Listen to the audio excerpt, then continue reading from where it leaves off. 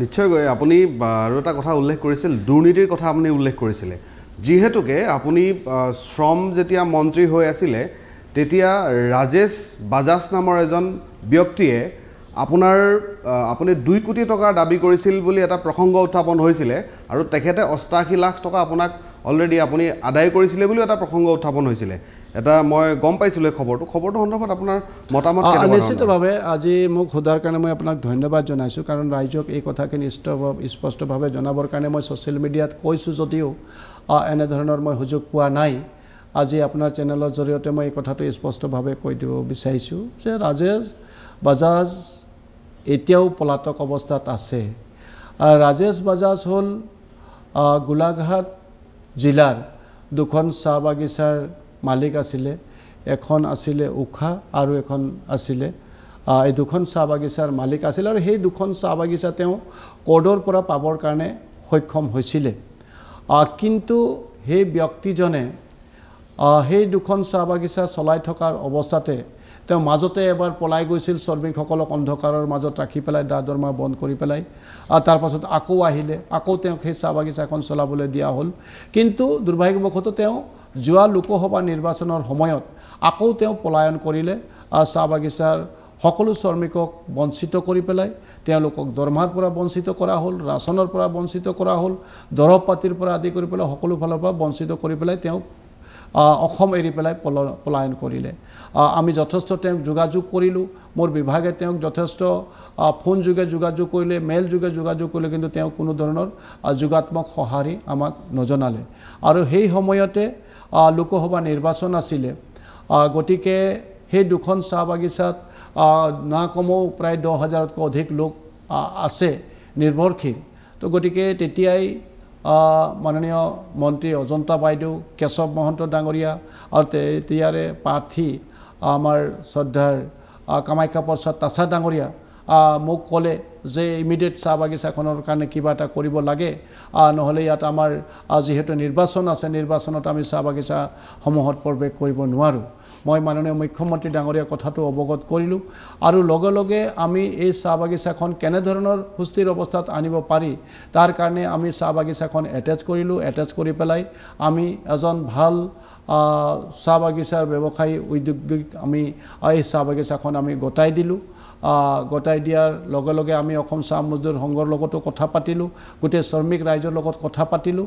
আৰু যিজনক আমি গতাই দিলোঁ তেওঁক নিৰ্দেশো দিলোঁ যে এক সপ্তাহৰ ভিতৰতে যাতে শ্ৰমিকসকলৰ প্ৰাপ্য অধিকাৰখিনি প্ৰদান কৰা হয় সেইজনে লগে লগে তেওঁলোকৰ দৰমহা যিখিনি ৰৈ গৈছিলে ৰাচন যিখিনি ৰৈ গৈছিলে অন্যান্য যিখিনি সুবিধা বঞ্চিত হৈছিল সকলোখিনি সুবিধা তেওঁ বাগানত অহাৰ লগে লগে তেওঁ প্ৰদান কৰিলে আৰু যাৰ কাৰণে আজি তাৰিখতো উক্ত ব্যক্তিজনে বাগানখন চলাই আছে দুখন চাহ বাগিচা আৰু খুব সুন্দৰভাৱে শ্ৰমিকে নিজৰ অধিকাৰ লৈ পেলাই খুব শান্তিপূৰ্ণভাৱে উক্ত চাহ বাগিচাখনত চলি আছে তাৰ পাছত আমি যেতিয়া বাগানখন অন্যজনক গতাই দিলোঁ তাৰ পাছত বাজাজ ডাঙৰীয়াৰ আৱিৰ্ভাৱ হৈছিলে তেওঁক মই ঘৰৰ পৰা প্ৰায় 2-3 দিন তেওঁক মই ইয়াৰ পৰা খেদি পঠিয়াইছিলোঁ মই এটাই কথা কৈছিলোঁ যে মই যিহেতু আপোনাক ইমানবাৰ যোগাযোগ কৰাৰ পাছতো আপুনি কোনো সঁহাৰি নজনালে গতিকে তেওঁক আকৌ বাগানখন লাগে তেওঁ মুখ্যমন্ত্ৰী ডাঙৰীয়াকো অনুৰোধ কৰিছিলে মই মুখ্যমন্ত্ৰী ডাঙৰীয়াক মই অৱগত কৰিলোঁ যে মই SMS লগত কথা পাতিছোঁ মই শ্ৰমিক ৰাইজৰ লগত কথা পাতিছোঁ বাজাজক শ্ৰমিক ৰাইজে কোনো কাৰণতে চাহ বাগিচাখনত প্ৰৱেশ কৰিব নিদিওঁ বুলি কৈছে যিহেতু তেওঁ বিভিন্ন সময়ত শ্ৰমিক ৰাইজক তেওঁ বঞ্চিত কৰিছে শ্ৰমিক ৰাইজক তেওঁ যথেষ্ট দুখ দিছে কষ্ট দিছে গতিকে তেওঁক আমি কোনো কাৰণতে চাহ বাগিচাখনত প্ৰৱেশ কৰিবলৈ সুবিধা দিব নোৱাৰোঁ মুখ্যমন্ত্ৰী ডাঙৰীয়া কৈছিলে যে ঠিক আছে তুমি যি পাৰা তাকে সিদ্ধান্ত লোৱা আৰু আমি সেই সিদ্ধান্ত লৈ পেলাই আমি সেই বাগানখন তেওঁক প্ৰৱেশ কৰিবৰ কাৰণে দিয়া নাছিলোঁ আৰু যাৰ কাৰণে যিজন মানুহে শ্ৰমিকৰ দৰমহা দিব নোৱাৰে যিজন মানুহে শ্ৰমিকৰ ৰাচন দিব নোৱাৰে যিজন মানুহে শ্ৰমিকৰ দৰৱ পাতি দিব নোৱাৰে সেইজন মানুহে সঞ্জয় কিষাণক কিমান কৈছে তাকো এটা হিচাপো দি দিছে কিবা 88 লাখ টকা তো গতিকে হি কেনেধৰণৰ হাস্যকৰ কথা সকলোৱে এইটো জানিছে আৰু ইতিমধ্যে তেওঁক মই তেওঁৰ মানহানি কেছটো বাদে মই সকলো ধৰণৰ তেওঁৰ ওপৰত আইনগত ব্যৱস্থা লৈছোঁ তেওঁ ইতিমধ্যে পলায়ন কৰিছে আৰু নিশ্চিত মই যে তেওঁ য'তেই নাথাকক কিয় তেওঁ কিন্তু এটা দিনত অসমৰ ৰাইজে গম পাব তেওঁ পুলিচৰ কাষ্টডিত থাকিব তেওঁ তেওঁৰ এই নাটক সকলোবিলাক নাটক ওলাই পৰিব তেওঁৰ ওপৰত যিদিনৰ মানে কেছ দিয়া হৈছে তেওঁ এদিন জেলৰ ভাত খাব লাগিব গতিকে এই ক্ষেত্ৰত মই এই কথাখিনি মই ক'ব বিচাৰিম মানে ৰাজেশ বাজাজৰ যিটো ঘটনা সেইটো আপুনি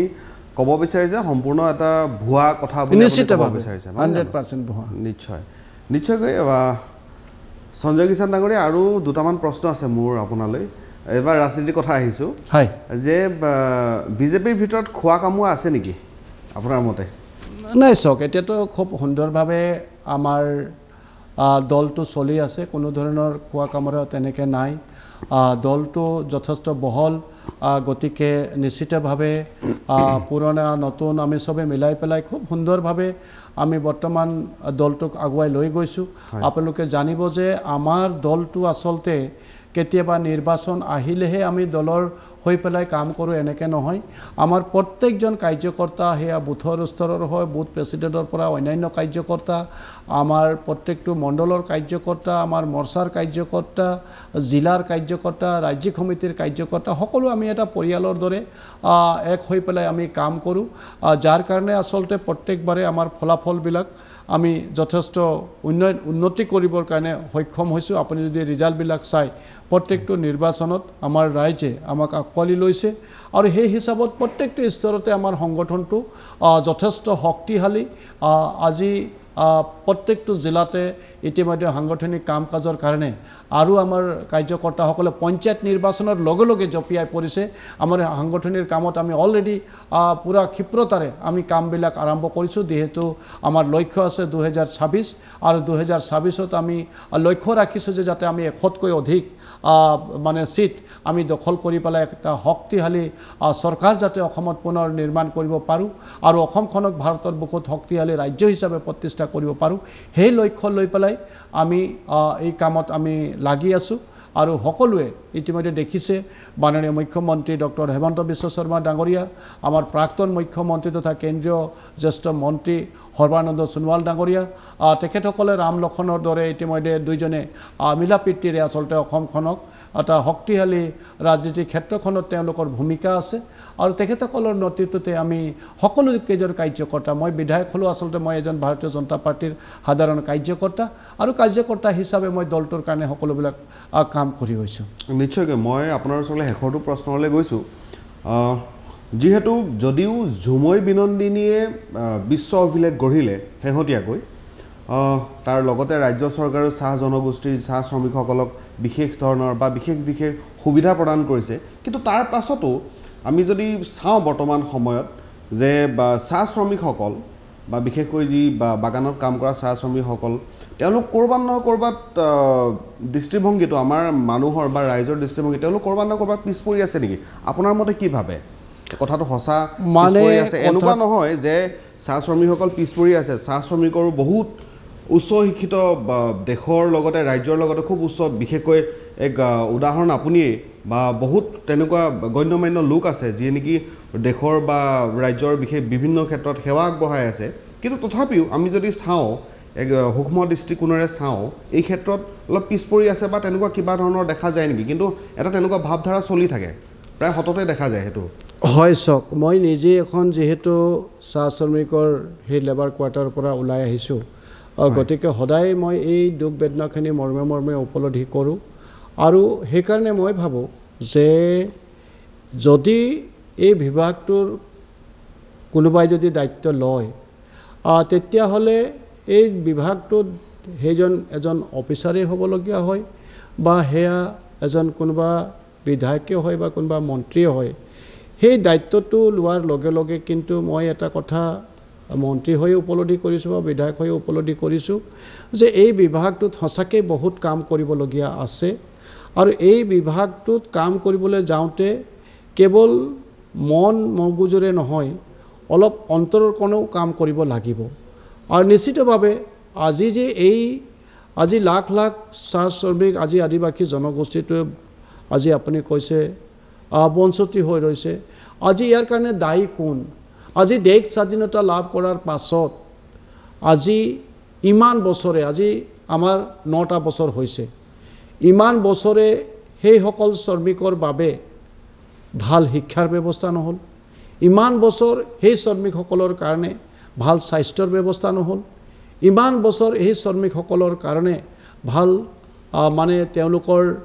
ৰাস্তা পদূলিৰ ব্যৱস্থা কৰা নহ'ল, তেওঁলোকৰ মাটিৰ কাৰণে ব্যৱস্থা কৰা নহ'ল। তো গতিকে এই যে ইমান বছৰে আজি বঞ্চিত হ'ল আৰু আমাৰ চৰকাৰখন অহাৰ পাছত এটাকে গোটেই বিষয়বিলাক চিন্তা চৰ্চা কৰি পেলাই আজি শ্ৰমিকসকলক সেই অধিকাৰখিনি দিবৰ কাৰণে জাষ্ট আৰম্ভ কৰিছে। আৰু নিশ্চিতভাৱে মই উদাহৰণ সৈতে মই ক'ব পাৰোঁ যে আমাৰ চৰকাৰখন অহাৰ পাছতেই শ্ৰমিক ৰাইজৰ এটা ডাঙৰ আমূল পৰিৱৰ্তন আহিছে। আজি যদি মই চাওঁ ব্ৰিটিছে এৰি থৈ যোৱা সেই প্ৰাথমিক বিদ্যালয়বিলাকৰ বাদে চাহ বাগিচাসমূহত কোনো ধৰণৰ শিক্ষাৰ ব্যৱস্থা নাছিল। আমাৰ চৰকাৰ অহাৰ পাছত প্ৰথমে 119টা মডেল হাইস্কুল নিৰ্মাণ কৰিলে, তাৰ পাছতে আৰু 100খন মডেল হাইস্কুল নিৰ্মাণ কৰিলে। আপুনি যদি এইবাৰ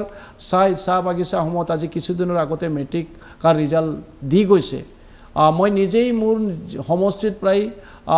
4-5খনমান মডেল হাইস্কুল আছে। মই যাবৰ কাৰণে চেষ্টা কৰিছিলোঁ হাতীমৰা চাহ বাগিচা, তাত এইবাৰ আমাৰ 19গৰাকী ল'ৰা ছোৱালীয়ে মেট্ৰিক দিছিলে, 19গৰাকীয়ে খুব ভালভাৱে তাতে একেলগতে পাছ কৰিছে।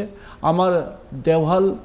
চাহ বাগিচা তাতো প্ৰায় 20-21গৰাকীয়ে এইবাৰ মেট্ৰিক দিছিলে, তাতো সকলোৱে খুব সুন্দৰভাৱে এইবাৰ পাছ কৰিছে। কেহেং চাহ বাগিচা তাতো প্ৰায় সকলোবিলাক ল'ৰা ছোৱালী খুব সুন্দৰভাৱে মেট্ৰিক পাছ এইবাৰ কৰিবৰ কাৰণে সক্ষম হৈছে। তো গতিকে পৰিৱৰ্তনটো ক'ৰ পৰা আহিব? পৰিৱৰ্তন নিশ্চয় সকলো ফালৰ পৰা আহিব লাগিব, স্বাস্থ্যৰ ফালৰ পৰা আহিব লাগিব, শিক্ষা ফালৰ পৰা আহিব লাগিব, সকলো ফালৰ পৰা আহিব লাগিব। আৰু লাহে লাহে এনেধৰণৰ এটা পৰিৱেশৰ মাজত জনগোষ্ঠীটোৱে আজি আগবাঢ়িছে আৰু সেয়া এই চৰকাৰখনৰ আৰু মাননীয় মুখ্যমন্ত্ৰী ডাঙৰীয়াৰ আন্তৰিকতাৰ কাৰণে এনেধৰণৰ পৰিৱেশবিলাক আহিছে। আজি আপুনিয়ে কৈছে যে আজি যথেষ্ট ল'ৰা ছোৱালী শিক্ষিত হৈছে, শিক্ষিত হোৱাৰ মূলতে হৈছে যে আমাৰ চৰকাৰখনে আজি স্কলাৰশ্বিপৰ ব্যৱস্থা কৰিছে। আজি কলেজ লেভেলত পঢ়া ল'ৰা ছোৱালীখিনিৰ কাৰণে সকলোবিলাক সুবিধা আচলতে আজি চৰকাৰে কৰি দিছে। আজি ল'ৰা ছোৱালীখিনি হোষ্টেলৰ ব্যৱস্থা কৰি দিছে। লগতে আজি সেই তাহানিতেই ব্ৰিটিছে বনাই যোৱা যিবিলাক লাইনৰ ৰাস্তা আছিলে, বোকাময়ৰ পৰিৱেশত আজি দেশ স্বাধীনতা লাভ হোৱাৰ পৰা সিদিনালৈকে আমাৰ চৰকাৰ নহালৈকে আমাৰ মানুহে বোকাই গচকি পেলাই থাকিবলগীয়া হ'ল। কিন্তু আমাৰ চৰকাৰ অহাৰ পাছত প্ৰথমবাৰৰ বাবে আমি ৰাস্তা নিৰ্মাণ কৰিলোঁ, চাহ বাগিচাৰ লাইনৰ মাজৰ ৰাস্তাবিলাক। হয়তো মানুহে কেতিয়াও ভবাই নাছিলে যে আমি এদিন পকা ৰাস্তাত খোজ কঢ়াৰ সৌভাগ্য হ'ব, কিন্তু বৰ্তমান সেয়া বাস্তৱিত। ঠিক তেনেকৈ আমাৰ বিভিন্ন এই দেখিছে আপোনালোকে যে ঝুমৰ বিনোদিনীৰ জৰিয়তে যিটো আমাৰ পূৰ্বপুৰুষসকলে উৰিষ্যা, বিহাৰ, ঝাৰখণ্ড, ৰাঁচী, মধ্যপ্ৰদেশ ইত্যাদি ৰাজ্যসমূহৰ পৰা আমাৰ পূৰ্বপুৰুষসকল আহিছিল। তেওঁলোকৰ নিজৰ ঘৰৰ ভেটি, ধন সম্পত্তি সকলোবিলাক তাতে এৰি থৈ আহিছিল। কিন্তু আপোনালোকে আহিছিল তেওঁলোকৰ অন্তৰাত্মাত, তেওঁলোকৰ ভাষা, তেওঁলোকৰ সংস্কৃতি, তেওঁলোকৰ গীত মাত, তেওঁলোকৰ সাজ পোছাক, তেওঁলোকৰ বাদ্যযন্ত্ৰ আৰু এইবিলাক তেওঁলোকে সযতনে আজিও অন্তৰাত্মাত তেওঁলোকে জীয়াই ৰাখিছিল। কিন্তু এখন বহল পৃথিৱীত ইয়াক প্ৰকাশ কৰাৰ কেতিয়াও সৌভাগ্য হোৱা নাছিল। মাননীয় মুখ্যমন্ত্ৰী ডাঙৰীয়াৰ নেতৃত্বত সেয়া সৌভাগ্য হ'ল। আৰু য'ত আপোনালোকে দেখিছে যে আজি বাগানত পাত ছিঙা এগৰাকী ভনীয়ে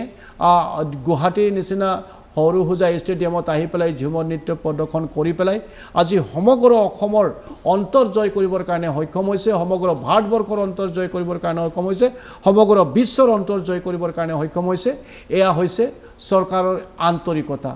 এই মানুহখিনিৰ যদি এই স্বীকৃতি আজি দিব লাগিছিল কাহানিতে, কিন্তু তাহানিতো কংগ্ৰেছেই হওক বা অন্য কোনোবাই চিন্তাই নকৰিলে। কিন্তু আমাৰ চৰকাৰখনৰ যে আন্তৰিকতা আছে, এইটো এটা জল পটপট এটা প্ৰমাণ যে এই মানুহখিনিকো অন্যান্য জাতি জনগোষ্ঠীৰ লগতে সাংস্কৃতিক দিশতে হওক, শিক্ষাৰ ক্ষেত্ৰতে হওক, স্বাস্থ্যৰ ক্ষেত্ৰতে হওক একেলগতে আগুৱাই লৈ যাবৰ কাৰণে মাননীয় মুখ্যমন্ত্ৰী ডাঙৰীয়া গুৰু দায়িত্ব পালন কৰিছে, আন্তৰিকতাৰে এই দায়িত্ব পালন কৰিছে, যাৰ কাৰণে আজি এই জনগোষ্ঠীটো এনেধৰণৰে আগুৱাই যাবৰ কাৰণে সক্ষম হৈছে। য'ত বিভিন্ন ৰাষ্ট্ৰৰ এই নৃত্য চাই পেলাই আজি প্ৰশংসা কৰিবৰ কাৰণে তেওঁলোকে বাধ্য হৈছে। তো গতিকে এনেধৰণৰে জনগোষ্ঠীটো আগবাঢ়িব লাগিব। ইতিমধ্যে গৰ্ভৱতী মহিলাসকলৰ মৃত্যুৰ সংখ্যাটো কংগ্ৰেছে দি থৈ যোৱা পৰিৱেশৰ কাৰণে আটাইতকৈ যদি গৰ্ভৱতী মহিলাৰ মৃত্যু হৈছিলে চাহ বাগিচাৰ লাইনত থকা সেই গৰ্ভৱতী মহিলাসকলৰ মৃত্যুটো আটাইতকৈ বেছি আছিলে আটাইত যদি জন্ম হোৱা শিশুৰ মৃত্যু আছিলে গতিকে আমাৰ চাহ বাগিচাৰ লাইনৰ মাজত জন্ম হোৱা সেই শিশুবিলাকৰ মৃত্যুৰ সংখ্যাটো আটাইতকৈ বেছি আছিলে কিন্তু আমাৰ চৰকাৰ অহাৰ পাছত এই কথাবিলাক উপলব্ধি কৰিলে যাৰ কাৰণে প্ৰথমে 12,500 টকা এতিয়া 15,000 টকা গৰ্ভৱতী মহিলাসকলক প্ৰদান কৰা হ'ল যাৰ কাৰণে তেওঁলোকক 3 মাহ ছুটিৰ জায়গাত 6 মাহ ছুটি বঢ়াই দিয়া হ'ল আৰু য'ত সেই গৰ্ভৱতী মহিলাসকলে আজি গৰ্ভত থকা সন্তানটো কেনেধৰণৰ যত্ন দিব লাগে তেওঁলোকে গৰ্ভ অৱস্থাত কেনেধৰণৰ খোৱা বোৱা কৰিব লাগে তেওঁলোকে কেনেকৈ ধৰণৰ দৰৱ পাতি ল'ব লাগে এই গোটেই কথাখিনি তেওঁলোকক সেই সুবিধাখিনি প্ৰদান কৰাৰ পাছত যথেষ্ট সচেতনতা বৃদ্ধি পালে আৰু যাৰ কাৰণে আপুনি চাই যেতিয়াহ'লে চাব যে যোৱা দিনবিলাকৰ দৰে যিদৰে গৰ্ভৱতীৰ মহিলাৰ মৃত্যু এখন অসমত হৈছিলে এতিয়া কিন্তু সেই পৰিৱেশ অসমত নাই তো গতিকে আজি যদি 20 বছৰ আগতে কংগ্ৰেছে এই কামবিলাক আৰম্ভ কৰা হ'লে নিশ্চিতভাৱে আমাৰ জনগোষ্ঠীটো যথেষ্ট ৰক্ষা পৰিলেহেঁতেন আজি বেমাৰ আজাৰৰ কাৰণে কৈছোঁ যে কংগ্ৰেছে কি দিছিলে কোনোবা এটা পৰিয়ালৰ যদি যোৱা দিনবিলাকত বেমাৰ হৈছিলে নিশ্চিতভাৱে তেওঁলোকে কোনোবা মহাজনৰ ওচৰত হাত পাতিবলগীয়া হৈছিলে তেওঁলোকে কোনোবা ঘৰৰ ধন সম্পত্তি বিক্ৰী কৰিবলগীয়া হৈছিলে বা তেওঁলোকে গৰু ছাগলী বিক্ৰী কৰিবলগীয়া হৈছিলে বা কোনোবা যদি নোৱাৰে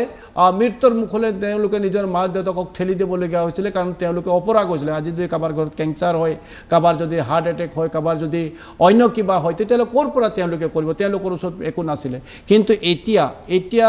মাননীয় দেশৰ প্ৰধানমন্ত্ৰী নৰেন্দ্ৰ মোদী ডাঙৰীয়াৰ মানে আন্তৰিকতাৰ বাবে যিটো আয়ুষ্মান কাৰ্ড আজি আয়ুষ্মান কাৰ্ডে একোজন দুখীয়া লোকক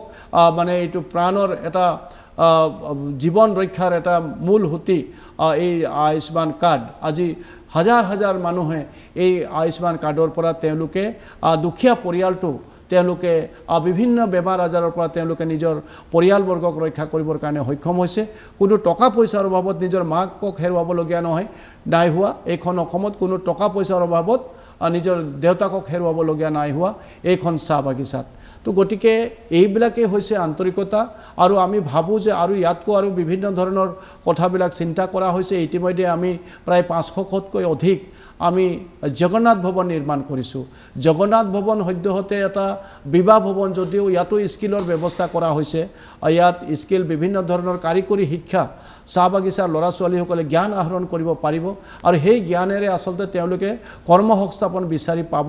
তো গতিকে এই পৰিৱেশবিলাক লাহে আমি আগবঢ়াই লৈ গৈছোঁ যিটো কাম 70-60 বছৰ নহ'ল সেই কামটো একেদিনতে হৈ যাব এনে ভবাটো ভুল হ'ব কিন্তু আমাৰ চৰকাৰখনৰ যেহেতু আন্তৰিকতা আছে সেইটোৱে আটাইতকৈ ডাঙৰ কথা আৰু যাৰ কাৰণে আজি 100% আদিবাসী চাহ জনগোষ্ঠীৰ সমাজখনে আজি ভাৰতীয় জনতা পাৰ্টিৰ সপক্ষে আছে সকলোৱে আজি আঁকোৱালি লৈছে আৰু তেওঁলোকে নিজৰ জনগোষ্ঠীটোক আমাৰ ভাৰতীয় জনতা পাৰ্টি কৰা মানে এটা আমাৰ জনগোষ্ঠীটো